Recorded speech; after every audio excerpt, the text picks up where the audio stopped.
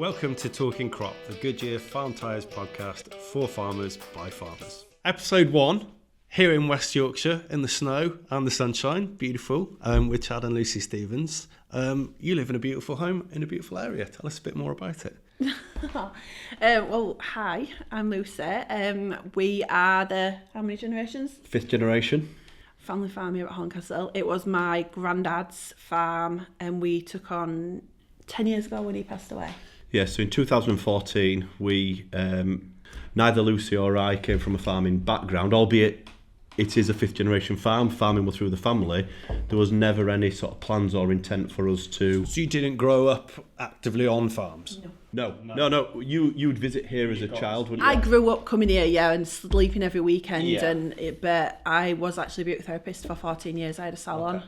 So definitely not ever in my plan to be a farmer. So it's not on either of your radars to be in farming? Nothing at all. So we both started to pursue his own sort of career. And your granddad passed away, didn't he? Quite sudden, really. Yeah. And it was a case of, well, what do we actually do now as a family? And it left your family, didn't it? The options of, do we sell up? What does that feel like? Yeah. After, you know, there's all the talk around being that generation that loses the family farm. Do you want to sell up? Do we rent it out and still live in the house? If we rent it out and live in the house, what does that feel like to see somebody else farming all those fields that family before have worked hard to keep going? It just didn't feel right, did it? It felt really uncomfortable, didn't it? And no kids at that point, so we've got no sort of succession, if you like. Or the other option were we gave it a go and we had a look at if we could make it work or not, and that's 10 years ago.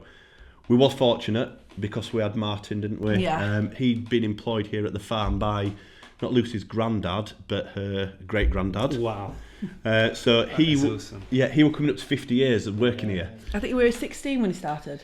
Yeah, or he was school age. Yeah, there's a few people like that in farming, aren't there? They're incredibly impressive people because they're almost part of the fixtures, aren't they? Yeah. I know a few people who've done that, have worked on farms since they were a boy to a very old man, and it's just they're central to the farm, aren't they?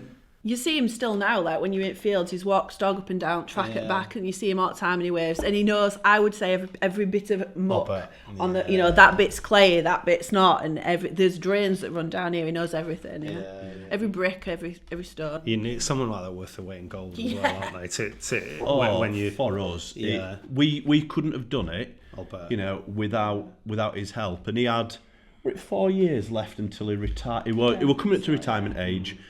And he's sort of like, look, I want to stay here until I retire. I'm willing to help. And yeah, I suppose we learnt most of us farming from him, which was a passed down farming experience from your granddad and granddad before, weren't it? Mm-hmm. So yeah, and like Lucy says, he knew everything about everything, and it were. Watch that little patch there. That gets really wet at this time of year, and you need to drill that field first because they said, don't drill that field after 3 o'clock because the sun's shining in your eyes. Things that you don't even think of. So generations of knowledge, isn't it? So that's how our story started, really, isn't it? So tell me a bit about your former careers.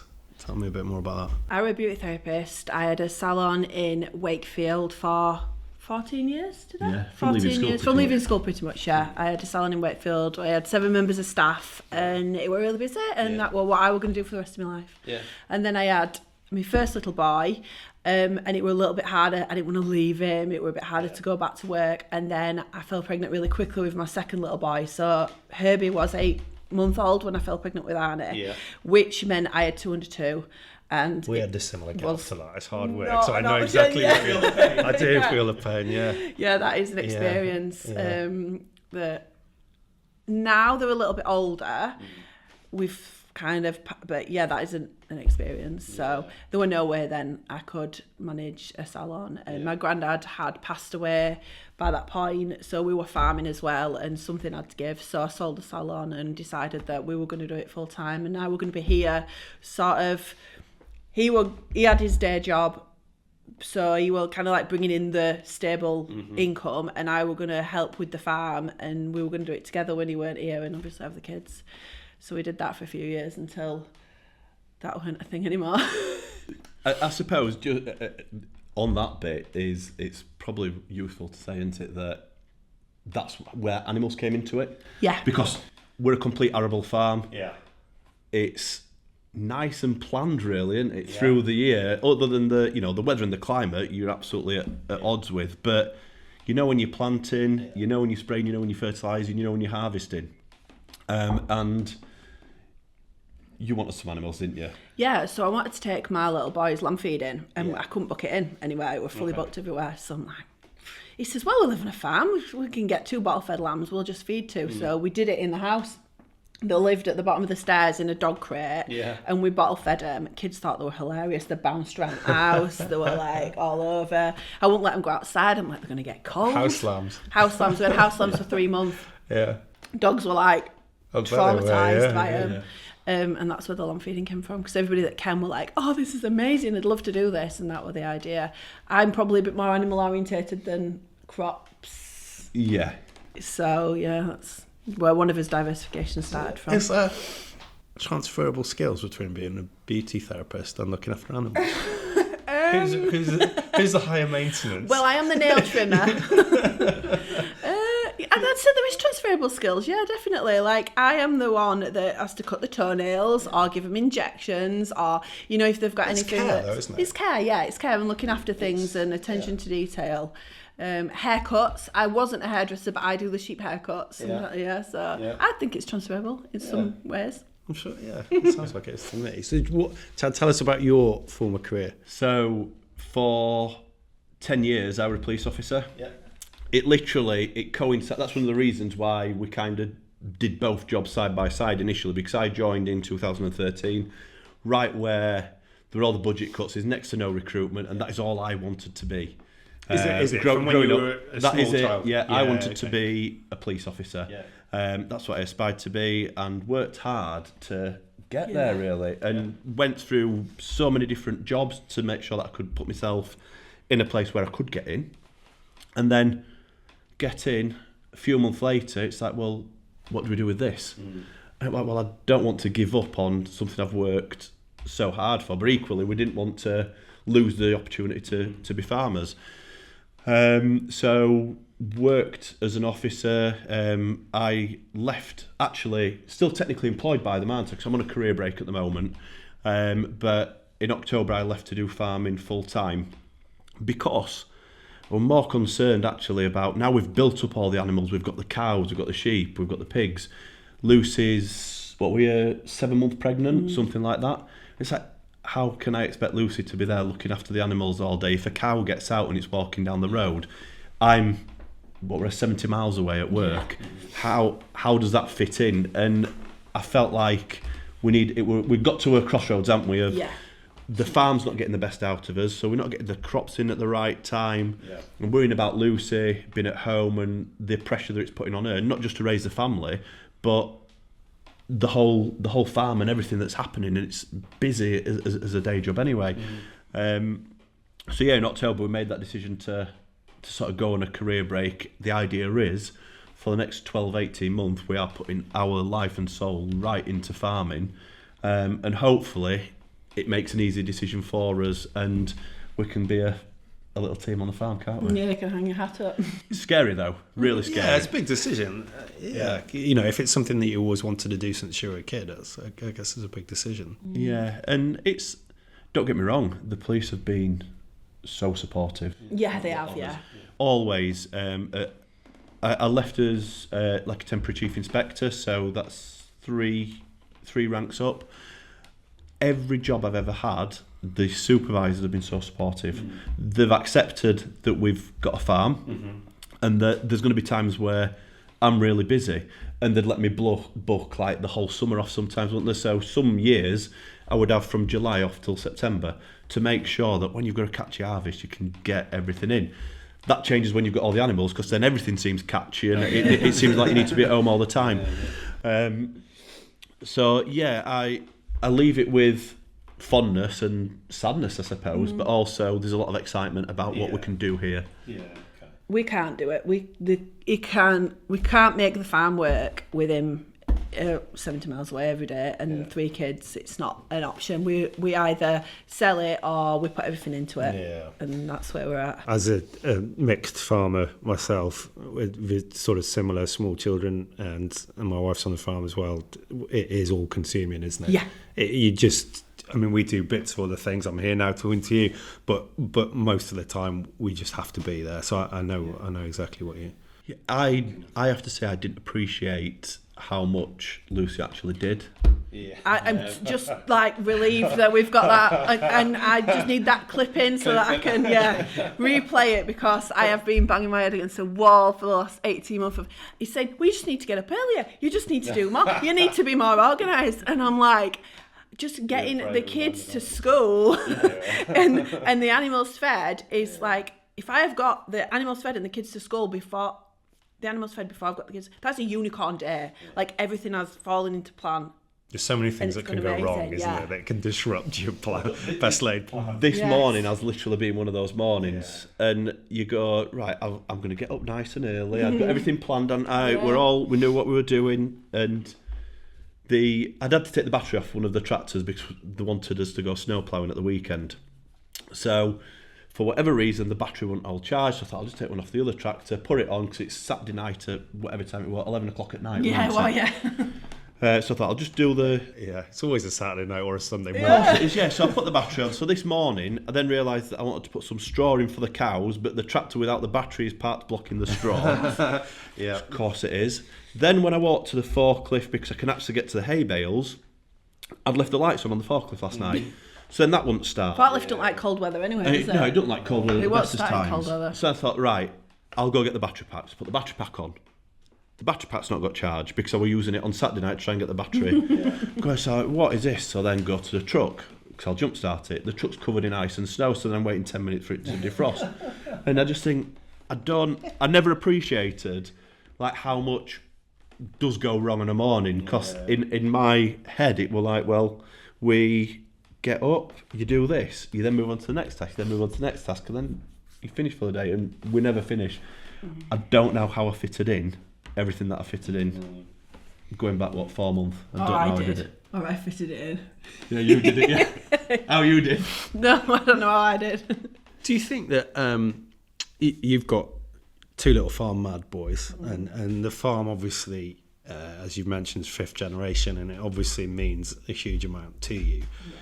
I guess they're too little to know whether they'll be full-time farmers, but would you, having done other things yourself, do you think it's worth doing something else? I left school at 15 to go and work on my family farm. That's why I'm asking that. And I kind of regret that a bit now.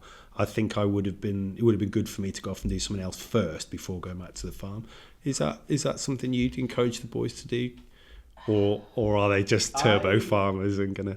Do you know something? If you ask them what they want to be policemen, farmers, firemen, fishermen. Everything, fishermen, everything. They're at that age. They're at that age. Yeah. They are so passionate about farming. They love it. They're outdoors with us all the time. Would I ever force them to do it? No. We've already talked about that, haven't we? That in 14 years' time, we've probably got, again, this decision to make as a family of, if they don't want to farm, then why are we putting ourselves through it? But would I force them to do something off the farm? No, I don't think I would. No, not necessarily force them, but would you encourage them to just maybe get some skills? I think there's transferable skills, isn't there? Definitely outside. I would encourage them to follow anything that they had the passion for. But if the passion is purely for farming, then we've got one here and they can crack on. If there's something that they love and they want to do, I suppose you didn't do it, so you've had that experience. We did, and I wish that I'd learned more off my granddad and had that experience, because we would have found things a lot easier if I had have known that I was going to do this and learned things off him. Our journey would have been easier, because we've we've hit all of the roadblocks in not being farmers. And it'll be things that you'll take for granted, like trailer reversing as an example, where it's probably so ingrained into you that you don't actually know how to tell somebody how to do it, because you just jump on and you've done it from being it's ingrained into your role. Should ask my 14-year-old daughter, because I'm trying to teach her how to do it at the moment. She'd tell you how much patience I have. You can't teach me. No, it's like our brains work completely different, totally different. But our 6-year-old has got like the drivable tractor with the little trailers on. That man can reverse better than me. He just whizzes it round, parks it and gets off. Like, you attach things onto his quad and he can do it.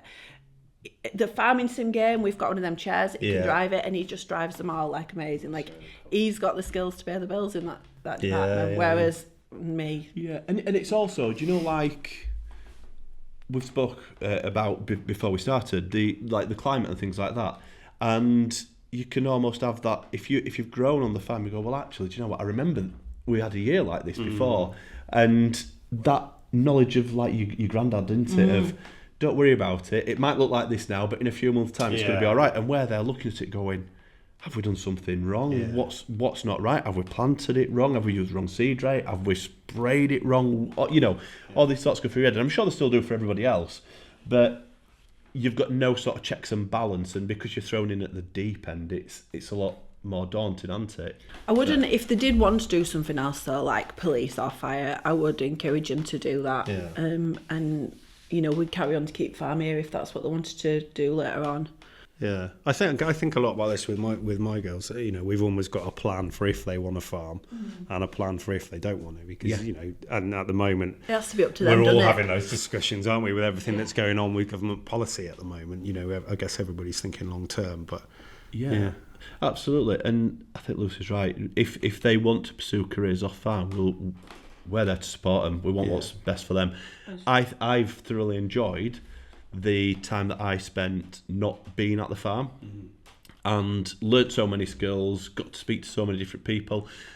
It's also quite nice to come into farming sometimes, because you can have that fresh view of things that are happening. You form your own opinions on things right from the off, rather than I think you ask why more often, I would say. No, without, I don't want to tar everyone with the same brush, but sometimes someone like me who's perhaps, and I think I'm quite open-minded to change, or I hope I am, but sometimes you can, as a multi-generational farmer, if you've just done that, you can get a little bit, it's easy to fall into that trap of just doing things because you've always done it. Yeah. And I think if you come out in with a different, from outside, sort of step outside, if you like, back in, you often ask, well, why are we doing this? And sometimes you're like, why are we doing it like that? I don't know. That's You're what right. We do. Yeah. We had so many of them conversations with Martin, didn't we? Because he was, like I said, been here 50 years. Yeah. So it a lot of the time it was, that's what we do, and we do it at this time of year. So you'd be like, well, why? And sometimes it'd be, well, that's because if we leave it another week, you know, we always have the battle every single year without fail of, don't put the drill in the ground until the second week of October. And I'm going, initially, I used to be like, well, why aren't we doing it later? It's like, because we can't do it later. Like, but why don't we try to do it later? And then you have 1 year where you can't do it later, and then it's like, well... Oh, yeah, we tried to do it later 1 year, and everything turned to muddy bog, and we didn't get anything planted, and then we had to do spring crop. Yeah, so it's finding the right balance with the why questions. But there's been bits where we've gone, well, why do we plough it? Why do we go through with power arrow? Why do we go through with the drill? Why don't we look at other options? And we do things like that, don't we? And I think you're a lot more open to technological changes, because for me, I haven't got 50 years of knowledge, or 35 years of knowledge that I need to rely on. We're learning from scratch constantly. So if a new thing comes out, you've almost got to go, well, what is that? What's it do? And will it actually help us? And I do think you take more of a almost analytical approach to it. You go, well, what do we need from it? Will it work here?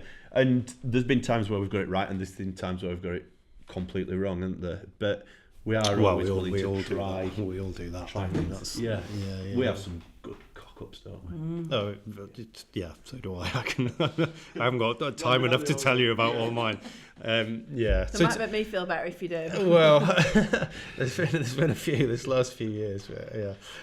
Tell me a bit more about what exactly is going on at the farm at the moment. You've got quite a lot of different things going on from what was originally just arable. Yeah. As you said, Chad, you've got now a very sort of diversified business. So tell us more about that. Well, as you know, that it's not always the most profitable, I'm sure, with farming, and that especially purely arable farming is completely weather dependent and completely everything dependent, very variable. Seems to be getting harder and harder to grow crops. Yeah, it does, doesn't it? Harder to grow crops, and we grew grass one year, didn't we? Just by accident, we planted crops, all we grew were grass. Yeah. So we diversified into, from the lambs being in the house and everybody coming and loving them and wanting to visit and wanting to see these lambs, we thought, what a lovely thing to do. We'll get some more. That escalated to 60. Yeah. In the next sort of 12 months. And that was the start of our diversification. Yeah. And then you had some more bright ideas, didn't you? Well, hang on. Right. we'll hold that one there. So actually, initially when we start this journey, I'm like, well, if we're having sheep, they've got to have a purpose. There's no point us just having 60 sheep as pets. What on earth do we do with them? So I've been looking, again, that new approach, researching what can we do with them, and it was to put them onto standing crops. So we trialled it with a field of barley, didn't we, out the front. I thought, let's see how it goes through winter. No fungicides, no fertiliser on a strip. It looked horrific, didn't it? I'm looking at it in spring thinking, what have I done here? This is not going to do anything. Yeah. Put the combine through it, and there were very little difference between the one that's had everything at the side and that, and you go, wow, that's quite impressive. Yeah. Will it work all the time? I have absolutely no idea. We didn't try it the following year because we had an absolute nightmare with crops, didn't we? We didn't plant anything. So it were all spring, and I thought, I'm not touching the spring crop, they can say. So this year we're going to try it again. But that was the reason why we got the sheep as well. So that added value. And also, like Lucy says, everything's so variable. It were trying to hit a few different markets. So if the crop prices are rubbish, you tend to find that something goes up. So could we hit maybe the lamb market and sell a few of us lambs just to balance things out a little bit? Lucy says it was my idea to get something else. It weren't at all. Lucy wanted Highland cows. Right. Now, bear in mind, we have no experience of cows at all. Yeah. So there's a farm about 20 mile away from us, isn't there? They've got Highland cows. So we're going down to Centre Park. He says, right, we'll call him because it's on the way down. He's got some to sell, so it might work. So we get in this field with these Highland cows, and I thought, oh my God. What? Like, these aren't sheep. I can't move these with my hands. I can't I can't shake a bucket and they'll follow me and it's fine. The horns are massive. Every time they turn round, it's like Matrix ducking. Yeah. And I'm like, Lucy, I can't have these. So he's like, well, I've got some Dexters. They're lovely. It's much smaller. So we went and looked at them. They look lovely at the field, didn't they? Yeah. So we'll have some Dexters. It's lovely, all in calf, due to calf over the next couple of months. And we brought them back and they had calves. We lost the first one, didn't we? Which we were gutted about. Yeah, that were really sad. Cried for about 3 days. It was snowy, weren't it? Yeah. I don't really know what happened, but it was snowy and she was born in the snow and just dead when we got there. So you never get used to it, do you? No, it was gut wrenching. They were all stood around like. We didn't tell her when we were getting the cows either, did we? So we came down the drive with the trailer, and she was looking out of the window. She's like, "Why are the cows in the field?" Oh yeah, but the context to this is obviously then we've got a cow full of milk. The guy who we got the cows from, he's got a Highland bull that is. His mum's got no milk. Okay. Yeah, so Lucy gets the Highland that she wanted. So we've now got Oliver in there, who's as big as his mum already at 12-month old. He likes Swedbutt as well, doesn't he? Yeah. Especially you. Yeah, he's not fond of me, but he's all right with Lucy. So that brings us into cows that then spent the whole summer. We'd grazed them on some grass, hadn't we? We've got a field that we'd left to grass, grazed them on there, and all summer. You'd go down and you'd be like, well, where are cows? We And just police chased would be them coming down the cows drive. One day he came down the drive and it's like, we've had a report of cows on Cow Lane. Like, all right, it's like, we thought it's a joke. Like, no, our cows are actually out somewhere. Like, we've no idea where they are. We lost them, 8 of them for 3 hours. Oh no, that's stressful. 8 cows gone missing for 3 hours. Like, calves as well. Literally around the village, if anything pops its head through a fence, your phone's like a hotline. It's all, we're getting tagged constantly in the farm in the village Facebook group. Being like village how Facebook far, group. whose garden are these 8 cows in? How far have they got? Are There they was in just Barnsley nothing, now? mother. There was just nothing at all. And it's Nowhere like, to what has nowhere gone to on see. here? It's disappeared. And then 3 hours later, his neighbour phoned up. Like, have you lost some cows? Like, yeah. He's like, yeah, they're in my barnyard. And he's a lovely guy. Oh, yeah, Arable farm. His yard is pristine. Right. No, it's nothing. There's not even there's not even dust. It's like sweat. It's like what you all his aspire your yard machinery to be. away. Yeah. Like his bricks are clean. It Yeah, is just pristine, and they're just licking the bricks of his old stone building and pooing all over his yard. And we had to run him up the road, didn't we? Yeah. And we've been out looking for him since like 8 that morning. I had Grinch pyjamas It was Father's on. Day, weren't it? It was Father's Day. Yeah. I'd got Grinch pyjamas on. I was pregnant, early-ish pregnant. Yeah, you would have been, yeah. And we had to run the cows up the road. So I'm standing in the middle of the road in these Grinch pyjamas, like stopping the traffic. And the cows are looking at me like, what, is this woman lost her mind? And I'm going, the cows. And then all the cows run out. And then we have to chase them up the road. That's really funny. Oh, that was Father's Day. I suppose one of the sort of habits around here is there's not really mixed farms. So it's pretty much you are in all arable. In fact, I don't know the nearest cows to us. So When anything gets out, it's us. Yeah. We're the problem. Yeah. You're the problem. We're the problem. It's always us. And those cows will not stay in. The Talking Crop podcast is produced by Goodyear Farm Tires, lead in the field in farming innovation, reliability and performance. View our wide range of tyres at goodyearfarmtires.eu or visit the link in the description. Though I bet if you went back a generation or two, they were all mixed farms, weren't they? Yes, they were, yeah. It was my granddad that got rid of the animals. His dad had them. My granddad got rid of them when he took it on. So there were pigs and cows. We didn't have sheep, did he? But there were pigs and cows. Yeah, so out the window, that garden there were actually one of the cow sheds. Yeah, okay. So they put the head over and look through the window at you. Our farm's a bit like we've got buildings right up to the farmhouse as well. Yeah. I think the thing with animals, and I didn't appreciate it at the time, is it brings so much life to the place, and actually it gives you a purpose to get up and go outside. And it's hard when weather's lousy, and when that storm Darrow were about, and we got battered with frozen horse pipes. And you go, is it really worth it? But then when you go out to them, like, they're really endearing out there. I've got a bit of soft spot for them. For somebody who weren't interested in them at all. Would you class yourself as a mixed farm, or what do you think about regen farm? Like, I am all for. Are you moving down that route, or do you? Because I just sometimes think. Like, I remember I went to Harper Adams, studied agriculture, very cliched. After a few years, sort of after I left school with no qualifications, and realised at the height of BSc, suddenly I needed a qualification because it was all going to. I met sort of proper arable farmers from the east of England, what I deemed to be proper arable farmers coming from the depths of North Wales. And I remember sort of telling them, you saying you grazed your crops with your sheep. We'd been doing that for years. And I remember telling these proper arable, and at the time they thought that was the funniest thing in the world. I might as well have admitted I don't know, like it's just some backwards hillbilly. Like they thought it was hilarious. But now that's like, it's cool again, isn't it? Yeah. You know, like sort of mixed farming's kind of come back into style, like mullet haircuts. It's kind of, they're back, aren't they?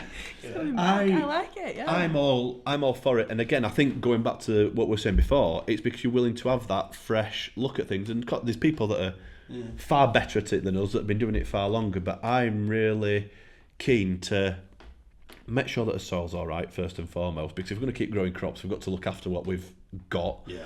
We are real heavy, horrible land. And I think it doesn't hurt to get some organic matter back into it. The diversification element to it, which I suppose it is a diversification if you're arable, of hitting the different income streams, it's balancing as risk across various enterprises. And actually, it feels like we're doing something good, doesn't it? And, we've spent hours planting trees all around the place and edges, and they were all ripped out. Yeah. And I'm sure there's bits that your granddad will look down on us going, and we're going, you are making it hard for yourselves, guys. Why are you putting a hedge there? We took that out. Yeah. But times change, though, don't they? Yeah. I'm sure they took them out for what were good reasons at the time, but now you're putting them back in. Yeah. What good reasons now. Yeah, policy and things change. We want to do it twofold, really. One, for the habitat element of it, but for us, it's about being able to move them down into the fields so that we can try and focus on grazing the crops more. So there's hedges going up, there's gates going up, so we've pretty much got a track that runs all the way down the back, and we can literally run everything down them and into the fields as we go. Because at the minute, if you imagine, it is literally a bare block of land, isn't it? There's a ditch running, there's the odd trees here and there, but there's not a lot of barriers about, is there? It's not set up for livestock now, and that is one of the challenges that we face every day with the livestock, because everything can get, nothing respects an electric fence. No, you do need that infrastructure. So livestock quickly make you realise that, don't yes. they? Oh God, we've been humbled very quick with it, haven't we? They will humble you. They will. They will. Even we have a lot of issues with flooding, as we were talking about before, and because of that, we lose a lot of fences every year. And this year, I had 80 sort of yearling steers went down the river upstream, swam down the river like something out of a Western film. It was unbelievable, and I was running along the river, but I've never had anything like this before. And then eventually we managed to get most of them back, but I had 3 missing. And I bought a Canadian dugout canoe one night on eBay after I had a few glasses of wine, and I thought it was a great idea at the time. And my wife was like, "Why have you bought that? I'd never, never use it." It'd been in the shed since, came into its own. I canoed down the river. And managed to get these 3 cattle back, but there's always something. That was all these years of farming. That was the first time I'd had that before. Canoe. Yeah, and I was more happy about ringing my wife to tell her that canoe than it was about finding the cattle. That's something I do. That I am a sucker for bad purchases. But there's always something new, isn't there? Yeah. But, yeah. Do you get a kick out of it as well, planting the hedges and sort of from it? Obviously, that's got a practical purpose, but do you like doing it from? We've planted quite a lot of new hedges, and we had a thing where suddenly we had a lot of field mouse. We planted a long story. I'll try and give it a brief word. We planted a long stretch of new hedge, and I didn't put any mulch at the bottom, and it just got full of grass at the bottom. But there's a field mouse. Suddenly we had barn owls in the field, and I was so excited about it because they only showed up because of the hedge I planted. Yeah. And if you'd have told me I'd get excited about that when I was younger, I'd have laughed. But now, because I was buzzing about it. I still am. You can probably tell. But do you like that aspect of it as well? Yeah, I love. We've got deers that live in the the woody, grassy bits between the fields. One year one of his diversifications has been pumpkin picking, so we planted the pumpkins in this field. By hand, 3,000 of them. I planted them in the kitchen. I grew them in the conservatory. I watered them outside. It was red hot. Then we planted them in the field, and I was down there with him at work, watering with an IBC and a hose pipe. So I'm walking with an IBC and a hose pipe, watering these pumpkins, and they're just disappearing. And my mum's like, slugs. Must be slugs, put slug pellets on. But they're not being nibbled, they're disappearing. It were deers. Deers ate all the pumpkin. I think we grew 30 out of the 3,000, and we had to buy them all in for the pumpkin event because the deers ate them all. But I realised there were deers down there, which were lovely. So that's a blessing and a curse, though, isn't it? So we didn't plant them there again, but I love the pheasant. So when you're driving on the combine and then they're running in the rows, and you think, oh bless you, you just move to the side. What are the ones that run in the rows? They're partridges. The little brown ones that run in the lines. And the hares, I love it all. We have a lot of hares with us. I love seeing them. I just love big, aren't they? Yeah, massive. You can go for a walk, can't you, down the field and look at it. We had a bird survey done around the time that we started planting the hedges, actually, because I thought it's almost like a bit of a benchmark. What did we have? What have we got now?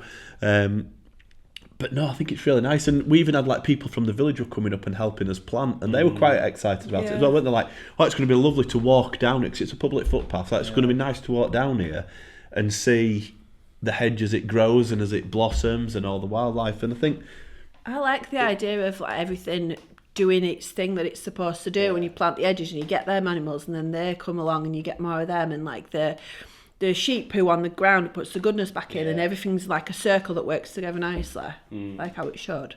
I think about a lot about this kind of thing. When you mentioned getting people involved there, do you get good buy-in from the community with what you're doing? I have to say that I think that the community really, really support us. quite often you go into the shop and they'll talk about like they've watched something funny that we've put on Instagram or something of the kids or something like that, and what events are you doing next? Are you doing this year? Like we had so many, didn't we? Because we did the sheep feeding, then we do pumpkins. Like, what are you doing for Christmas? What, we can't, because Lucy's having a baby. But I was like 35 weeks pregnant, and they're like, tell me you're doing a nativity scene in this barn, and I'm like, not unless you want a real baby Jesus being born. I'm not, no. Yeah. But no, that we're really lucky, and I see some of the stuff that some farmers have to put up with, and ours are exceptional. The neighbours all, we're fortunate in that we haven't got many neighbours around us. We've got the street at the back, haven't we, that are all really decent. I once lost sheep and they were in the garden. I was doing somebody's nails actually, and my phone's ringing. I'm like, hello, and they're like, oh, have you got some sheep out? And I'm like, oh no, we'll have.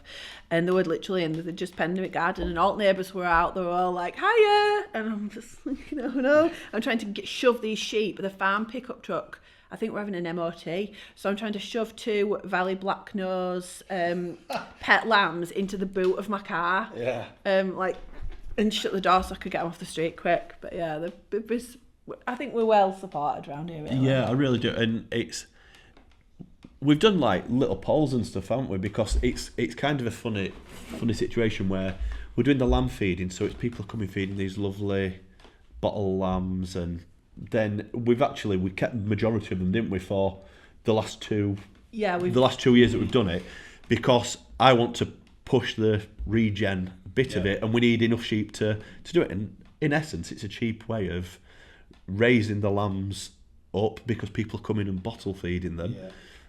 They then go out into the field, and we've got, eventually they've turned into breeding ewes, and they've been good for us, haven't they, actually? Last year they did really well.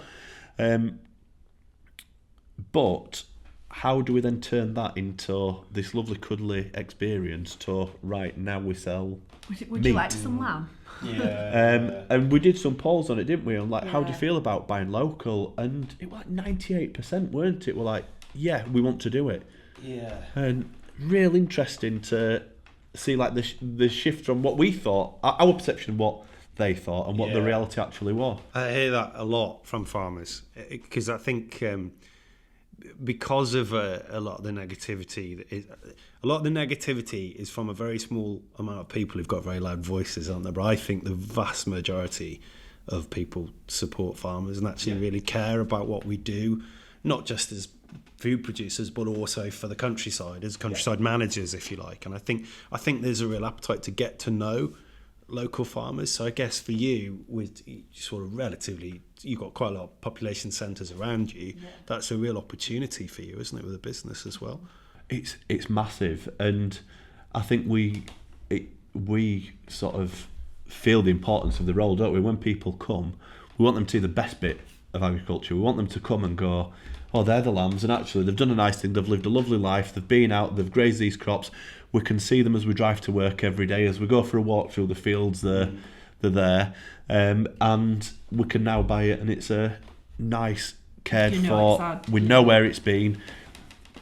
It's 10 miles away-ish to the local abattoir, so it could literally have done 20 miles in its whole life, and it's something we're just toying with at the minute, isn't it? But I do think there's the appetite there. So what's the next thing? I mean, I presume, have you got, like, we're all told these days you've got to have sort of 5, 10 year, 20 years plans, and like I did mention earlier, we've kind of done it a bit lately, me and my wife, but it's more my wife, because I'm much more winging it, to be honest. She's quite detail oriented. I find that stuff quite hard to predict. But what are your plans for the next 5, 10 years? Have you got? Well, I'm a winger like you. Yeah. I'm like, we're surviving this today. We're going to get through today. We're getting to bedtime. I think that's just having young children, isn't it? Yes, I think it is. I think it's one day at a time. And you just learn, like, being the one that's at home with the multiple kids. You learn that you can make a plan that nobody's going to abide by it at all, and you're just going to end up doing whatever they want anyway. So I'm the winger, you're the planner. Yeah. He's going to kill me with his plans. You need one each. Yeah. Otherwise it doesn't work. I need something to work to focus my brain to go, right, okay, so in the next 3 months I've got this to do. Yeah. Then I've got this, then I've got this. It might not work, But I need those. His brain, he never stops. He's very busy, and he's always coming up with, I think we should do this, and I think we should do this. And I'm thinking, oh, that sounds like everything's got a ball ache factor, and that sounds like serious ball ache. In my head, I'm like, right, that's a ball ache level 10, and we're not getting involved in that. And we have to put a firm foot down. I could just steal that phrase. Yeah, we do definitely have that done. And I do sometimes, I come up with some, and you're like, absolutely not. Yeah. And then sometimes it's like, but if I give him an arm, then next thing I know, there's things arriving from Amazon, and deliveries of things, and I'm like, I did not agree to this. That's what happened with the pumpkin picking. He was like, what do you think? And I just had a fraction of hesitation, and the next thing, there's 3,000 pumpkin seeds sitting on the side going, can you plant them for me? And water them and look after them. Yeah. Yeah, no, I think for next, we haven't really got a 5-year plan, have we? 5 years, hopefully. This is a real success. It's a sustainable business, because for the last couple of years it just hasn't been there. No. And that gets to a stage where you really have to go, why are we doing this? Yeah. And that's why we made the decision we did back in October. So I think 5 years, we hope that this is just a great environment, and that actually we're not handing a burden to the boys and little girl. Actually, it's something that they want to be a part of. They don't look at it and go, it's taken all as mum and dad's life. They are out there all the time, and actually there's no return for it. There's no money, there's no time, there's no anything. It's just hard work. And I think we have got a 12-month plan, haven't we? Which is that the crops will get absolutely everything in perfect timing. Because that's one thing that I didn't touch on. Because I'm the one who does the spraying, I'm the one who does the fertilising. You could guarantee that I were a day at work when that needed doing, and then I'd come home, it'd be raining. The weather windows are so small, and it's gone. So you would miss the perfect opportunity. So the crops never got what they needed, did they? So the next 12 months, it's make sure that they've got everything. We've got a few more events that we're going to do this year, haven't we? A few. I don't like how you're saying a few. I did not agree to a few. You said one every 3 months. That's 4. No, I did not say one every 3 months. I didn't. I said we'd consider a Christmas event this year. That is what I said. Yeah, but I'm going to extend pumpkins as well. So there's going to be a couple of other ones. Just don't forget the deer fencing this time. Yeah. No, we learnt from that. We bring them up to the house now, because the deer's never come up this far. So if we have them in these fields here, then we're safe. But it's more about building on what we've done for the last 2 years and slowly and manageable, because there's only 2 of us and we've got 3 children. Yeah. I just want to put that out there. So would you like to be doing more with the direct sales, maybe farm shop? Is that something? He would, yeah. That's something that you would like to do. I think the we've got the market there to do it. Yeah. It's just understanding everything that we need to do to make sure that we're legal and compliant. And sometimes I just think, ball ache factor. Is it actually worth it? Or are we just easier just to sell them, into market? And kind of, that's what we started initially, didn't it? Because we felt as conscience were clear almost, because we're looking at these animals that we've if we sold them as store lambs, they just went to live on another farm. That was the lie we told ourselves. They live on another farm. What happened after that? But you know what's going to happen after that. And then I buy lamb from a supermarket with no... Because we all eat meat, we all love meat. So I buy it from a supermarket with no knowledge of really where it's come from and where it started out. And then I'm actually growing lambs that are pretty damn good. Yeah. They look really nice, they're really looking good, and not even trying that. So we tried one, didn't we? Or we tried 2 that insistently got out and walked round and round and round the drive. And he took them. And I'm a bit like, I don't know if I'm going to be able to eat that, but I could. Yeah. And it actually was lovely. And it tasted so good and it looked so good. And once it was there and it was done, I wanted to give it the I suppose, the respect of eating it all and enjoying it and using every little part of it. So we started doing different things with bits of lamb that we wouldn't have eaten before. And then I thought, actually, it's nice to know that your food's come from, where it's come from, that it's had a lovely life, that it's been well looked after, and I think that's nice. Yeah, for sure. Totally changed. I'd like a farm shop. I like the idea of it, but nothing big. Just something that's manageable. I'm mindful that we live here, and I would like to be able to like go in my garden sometimes in the summer, you know, and I want my kids to be able to play. And I'm at time they're running around naked, and I don't want that aspect of. It's a balance, isn't it? Yeah, you know, if you've got people in your business and in your house all the time, Mm. that's not what I want. I want it still to be a home where my kids can run naked through the muddy puddles and fish in the pond if they want to, without being like, come here because somebody, you know, there's people here. And would you consider I guess often I talk to people who've done it sort of once, so they start off with a very small maybe pop-up shop, and then they've gone down vending machines. So then you remove. I would consider a pop-up thing where you're like, right, this is what's coming in, come and get it, and then you know, like seasonal stuff. You sort of dipping your toe into the water there. I would consider that sort of thing, rather than I'm not into the market of a shop that's open full time where people are coming down the drive and coming in. It's also, I can understand, because it is your home. I know exactly and where we're you're very coming close from to the the events running in that square there. Yeah. You can literally see them from our house. and also we've got one road in, one road out, and we don't store grain here. So when it comes to harvest time, if we've got a shop open, we're then mitigating people walking up and down the drive, taking tractors and trailers down. And there is bits where, and we don't do any events, do we, at all through summer? No. And people are always like, what are you doing at summer holidays? It's like, no, we are still We're farming. a farm. We are a working farm. And it's really important that we don't lose sight of that, because that's actually what people like when they come. So we don't want it to be this huge visiting attraction, do we, that loses sight of where we actually are and what it is at heart, really. But the flip side of it is you have to make money. And we won't make them just off the crops. We won't. No. It's always lovely because I used to do this for my books. When you talk, the reason why I always love talking about to different farmers, and because I love human interest stories. I'm always interested, like yours. I love it because every farm is so different, isn't it? We often get like lumped together, don't we? Farmers, farmers, and it's such a diverse. Everyone's got a different story, but the other thing is that everyone loves it. So the passion, so you guys then, the passion in your voices when you talk about this place and your business, it just comes through everything. So as we begin to wrap this up, as we mentioned, you're a former beautician, a former police officer. Have you got any regrets now that you are both full-time farmers? I haven't got any regrets, no. I thought my beauty job was hard and intense. Actually, it wasn't. But there's no better place to bring your kids up, to be every day, to look after the animals versus the clients.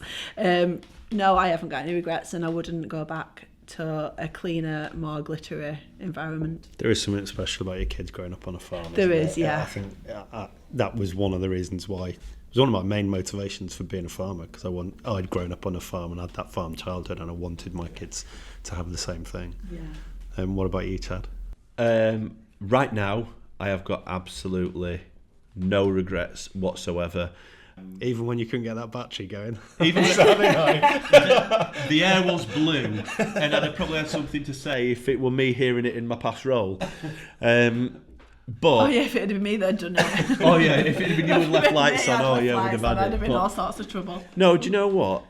Every morning I walk outside, no matter what the weather, I see the animals about, I have a look around, and I'm really grateful to have this opportunity to be able to actually do it. Like Lucy says, it's massive for me around the kids. But do you know what? Even when you're having a bad day and nothing's working, I often think, well, I could be 70 miles away from my family. Yes, all right, or in a nice warm office. You're dealing with different problems. So it doesn't matter where you work, you've always got problems somewhere. And it's nice to have those problems when you're around your family, you're outdoors. Yes, the weather can be rubbish sometimes, but I feel better in myself. I feel fitter in myself. Happier as well, I would say, aren't I? Less grumpy. You're more patient. The kids get a nicer version of your farmer dad like more patient and more time. Yeah. And I think that's the most important bit, like spreading yourself too thin, so that nobody's actually getting the best of you. Where now, the kids get the best of me, you'll get a better version of me. I get to work with you all the time. And you get to work with me all the time. Everybody should always work with their husband. I don't think my wife would agree. No, I don't think I agree either, but it is nice to see you being here for kids. It's nice to have the help, because I haven't been used to having the help, and it's been a challenge. And I love that you're starting to see actually how hard that it was. It'd just be nice to have some money in the bank, wouldn't it? Yeah. That'd be the nice thing. That's the biggie, that stable income coming in. Yeah, and that's and it's a risk as well, because you're paying to a pension for so long, and it's yes, all right, I'll still have a pension, but that were almost our future. That's what we planned for, isn't it? Our future was, we've got your pension, you know, we'll tick over at the farm, the boys run the farm, we've got a nice sort of nest egg that we've built up ourselves. And then you go, oh God, now we've got to plan for that. So I'm sure that there will be pressures, concerns, regret as we go forward. But right now, at this moment, I think it's the best decision that we've ever made. All right, it has to be getting 12 months. All right. I think we could talk all day, but I've got to get back to North Wales at some point. I hope I have a better journey there. By the way, when you were just talking then about not being 70 miles away, when I was driving here and I had a difficult journey because of the weather and there was a lot of accidents on the road, I was thinking, I'm so glad I don't have to do this every day. I was so that gratitude of being on the farm, and just my commute is walking out of the door onto the yard. That is so important, actually, because some mornings I'm like, I get up, make myself a coffee, and I just go outside, and I'm like, literally, it took me 5 minutes to get to work. Like, where else could you do that? That is, it's great. Like, oh, I'm going to sleep for 5 minutes longer today. Yeah, I don't have an alarm anymore. Like, you've got three kids. You don't need an alarm. I haven't got an alarm either. It's just a surprise alarm as to when it's going off. You've got a newborn baby. All right. Absolutely brilliant, guys. Thank you so much for being our first guests on Talking Crop, and keep up the good work with everything you do. Thank you very much. Thank you.